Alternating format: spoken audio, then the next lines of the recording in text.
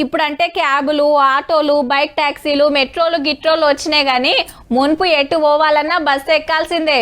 ఊర్ల నుంచి టాంగాలు, జీపులు తిరిగినా పైసలు ఎక్కువని బస్సు వచ్చేదాకా చెట్ల కింద కూర్చొని ఎయిటింగ్ చేసేది. అప్పట్లో అంత దూరం నుంచే ఆరని కొట్టుకుంటూ వచ్చేది మా ఊరికి బస్సు. మా పక్కూరు లాస్ట్ స్టాప్ ఉండే. అటు పోయి ఇటు వచ్చే వరకు తయారుండేటోళ్ళు, ఊర్ల ప్రయాణం పోతోళ్ళు. గా రోజులన్నీ యాదికొచ్చినాయి ఉల్లా గిళ్ళ సంబురం చూస్తే. పెండ్లి బారాత్ కాదుల్లో బస్ వచ్చిన సంబురం.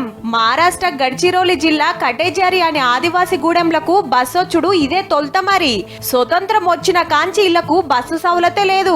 అంతెందుకుల్లా మొన్నటిదాకా తొవ్వే సక్కగా లేకుండే.